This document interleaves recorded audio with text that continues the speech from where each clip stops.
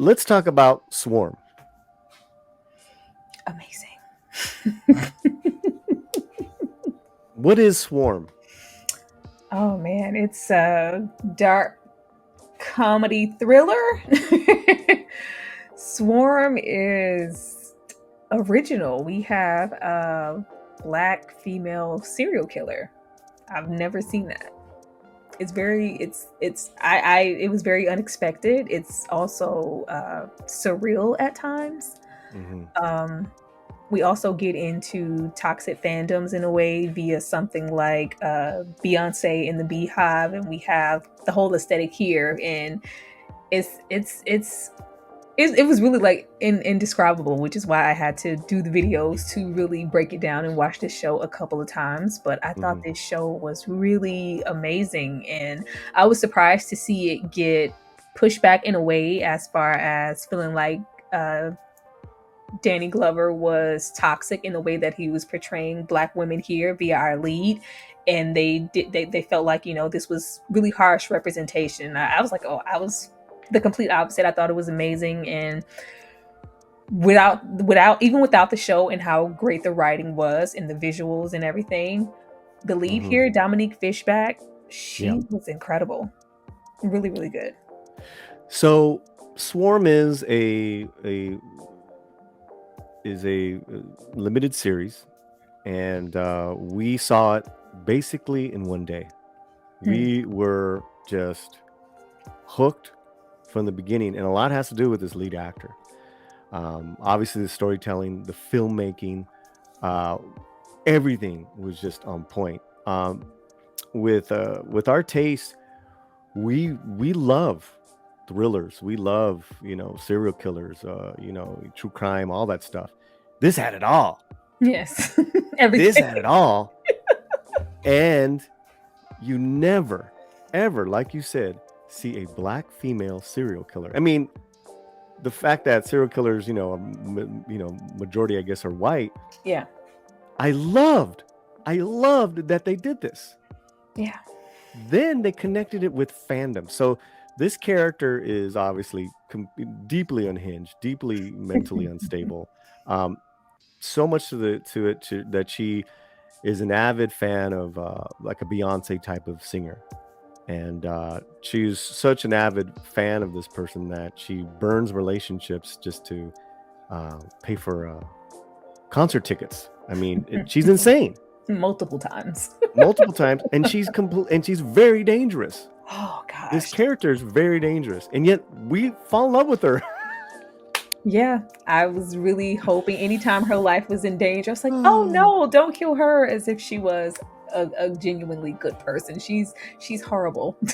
Thank Patrick Bateman in the woman in the body of a black woman. It's literally Wow. Patrick Bateman in my eyes. That's what I saw as far as serial killing and how unreliable she is as a narrator, with us following her mainly and going inside of her mind. You're never really too sure what's real and what's not, but it was really effective. Like I had no problem going to rewatch. It has a lot of rewatch quality because you are trying to go and piece things together as to what's really going on and really break things down to have an understanding of the things that are going on around her and also inside of her mind. But her relationship with her sister is probably the only one that's kind of rooted in some positive reality for her, and it's played by Chloe Bailey, who she was great.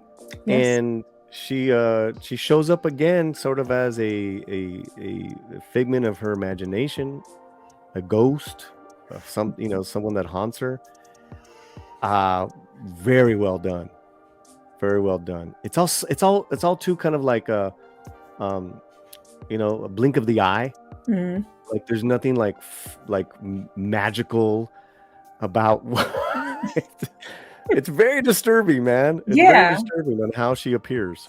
It doesn't the show doesn't shy away from like the graphic bloody violence of it all, which I love. Like Mhm. it was very gory when it needed to be, and it's also the writing on the show and the storytelling is really good because at the root of it, even though she is a serial killer, the narrative is she's allowed to be a serial killer and go unnoticed for so long because she is a black woman and nobody cares to pay attention to her or really notice what she's doing.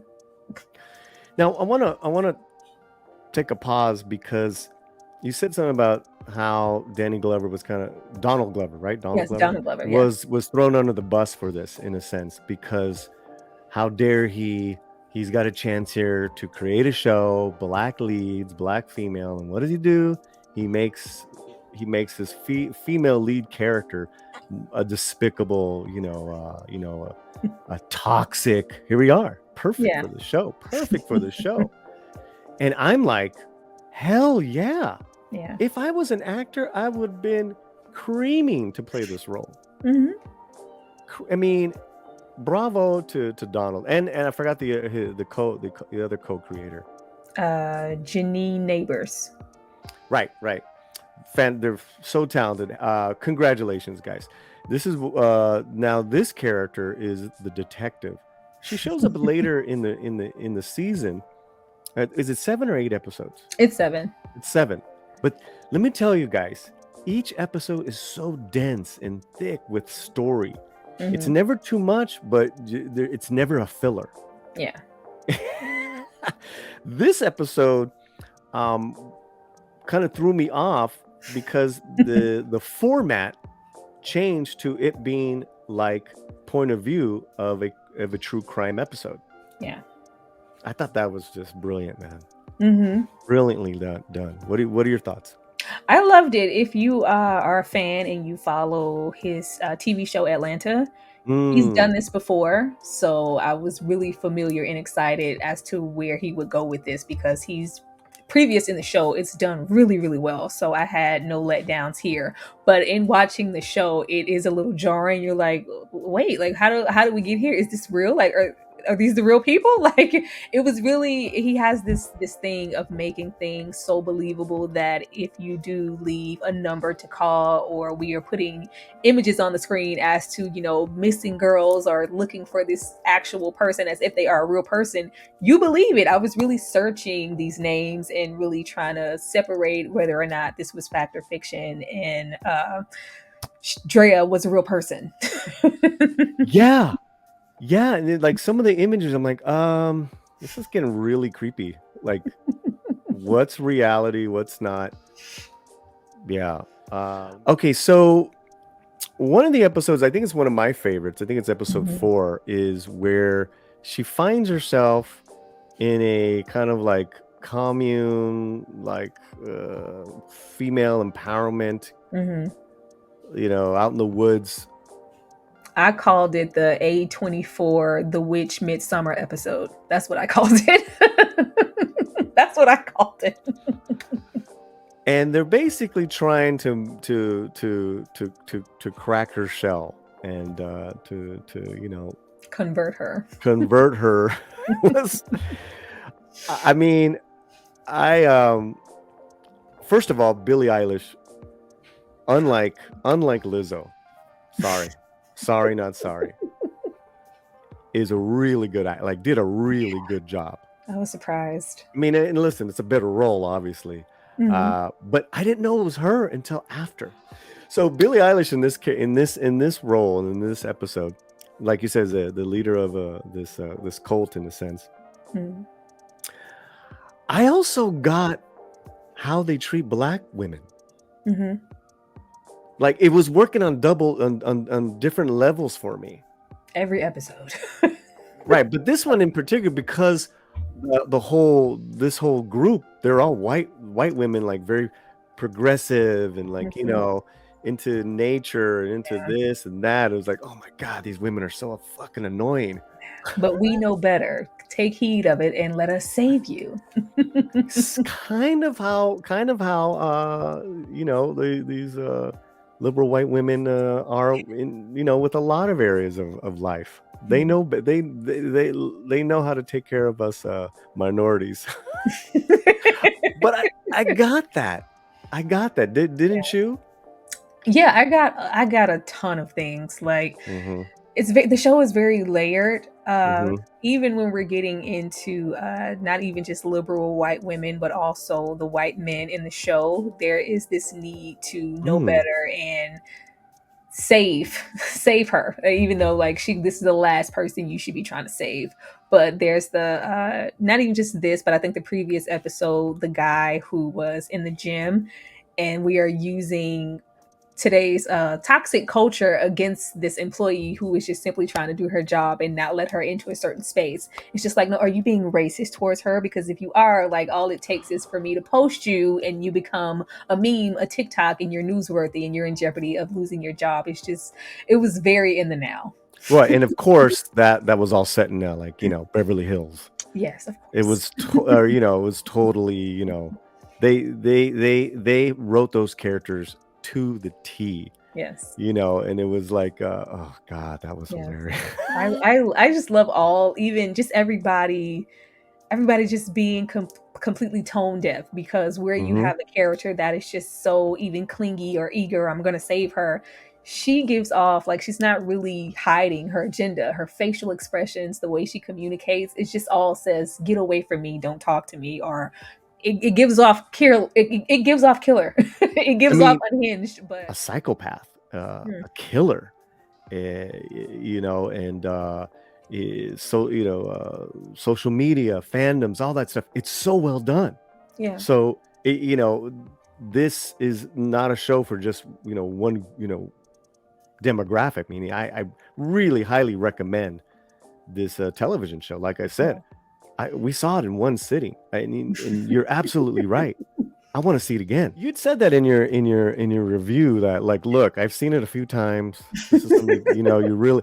And I'm with you. I love those things where you can just keep going back and just pulling things from. Here, this is towards the end of the season. Mhm. She has settled in Atlanta, and she is kind of like donned a new persona. Mhm.